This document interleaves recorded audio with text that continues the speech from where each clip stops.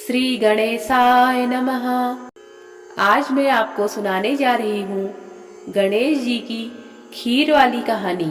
तो आइए शुरू करते हैं गणेश जी की खीर वाली कहानी। एक बार गणेश जी ने एक छोटे से बालक का रूप धारण किया और वे पृथ्वी लोक पर घूमने चले। अपने हाथ में थोड़ा सा चावल और चमचे में थोड़ा सा दूध लेकर निकले। वो हर जगह हर किसी से यह कहते हुए जा रहे थे कि कोई मेरी खीर बना दो, कोई मेरी खीर बना दो। पर कोई भी व्यक्ति उनकी बात नहीं सुन रहा था और हर कोई यह सोच रहा था कि इतने से दूध और इतने से चावल की भी खीर बनती है क्या। इस प्रकार से गणेश जी चलते रहे और चलते चलते एक झोपड़ी के पास पहुँचे। वहाँ उन्हें एक बूढ़ी औरत दिखी। उस बूढ़ी औरत ने उन्हें देखकर कहा कि लाओ, मैं तुम्हारी खीर बना देती हूँ। तब गणेश जी ने उस बूढ़ी औरत से कहा कि तुम्हारे घर में जो सबसे बड़ा बर्तन है उसे चूल्हे पर चढ़ाओ। और बूढ़ी औरत ने अपने घर का सबसे बड़ा बर्तन चूल्हे पर चढ़ा दिया। और जब बूढ़ी औरत ने देखा कि वह थोड़े से चावल और थोड़े से दूध से बड़ा सा बर्तन भर गया है तो वह आश्चर्यचकित हो गई। फिर गणेश जी ने कहा, मैं नहा कर आता हूँ। और ऐसा कहकर गणेश जी नहाने चले गए। इसी बीच खीर तैयार हो गई तो बुढ़िया के पोते पोती खीर खाने के लिए जिद करने लगे। तब बुढ़िया ने कहा, गणेश जी तेरे भोग लगना।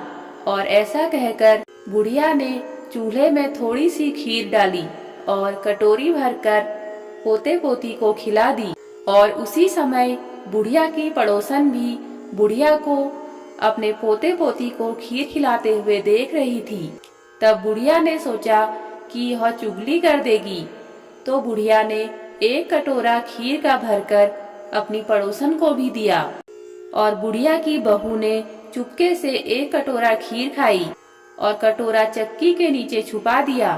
अभी भी गणेश जी नहाकर नहीं आए थे और बुढ़िया को भी अब भूख लगने लगी थी। तो बुढ़िया ने भी एक कटोरा भरकर खीर निकाली और गणेश जी तेरे भोग लगना कहकर किवाड़ के पीछे बैठकर खाने लगी। इसी बीच गणेश जी आ गए। तब बुढ़िया ने कहा, आ जाओ गणेश, मैं तुम्हारी ही राह देख रही थी। गणेश जी ने कहा, मैंने तो खीर पहले ही खा ली। तब बुढ़िया बोली, तुमने कब खाई?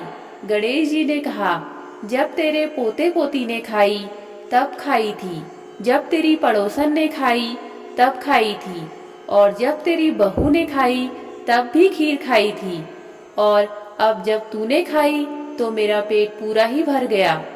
बुढ़िया ने कहा, बेटा, और तो सारी बातें सच हैं, पर बहू बेचारी का तो नाम मत लो। वह तो सुबह से काम में लगी है, उसने खीर कब खाई?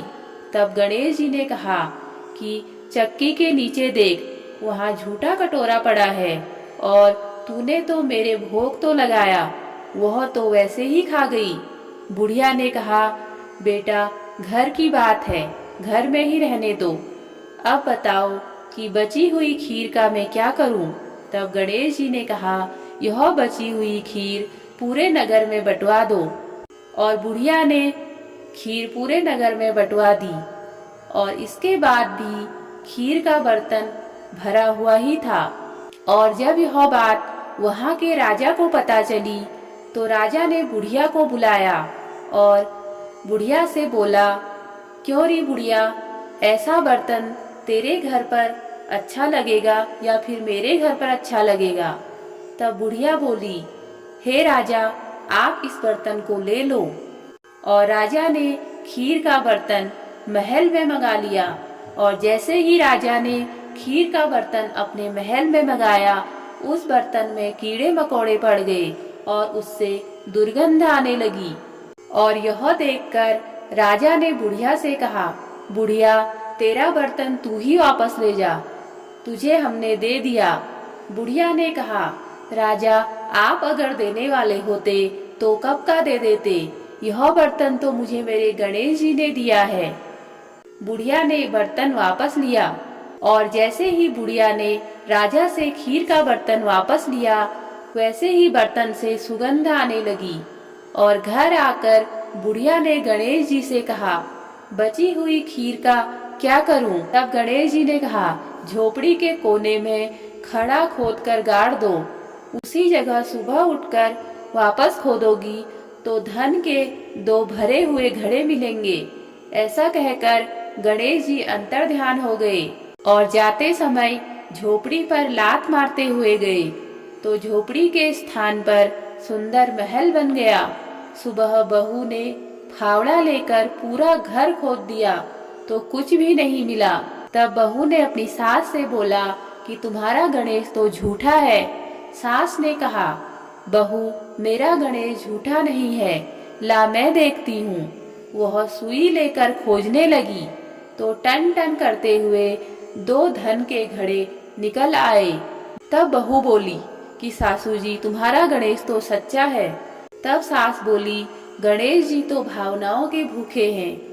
हे गणेश जी, जिस प्रकार आपने बुढ़िया को सब कुछ दिया उसी प्रकार सबको सब कुछ देना। जो कोई व्यक्ति गणेश जी की कथा सुनता है या पढ़ता है उसकी समस्त मनोकामनाएं पूरी होती हैं। इस प्रकार गणेश जी की खीर वाली कहानी संपूर्ण होती है।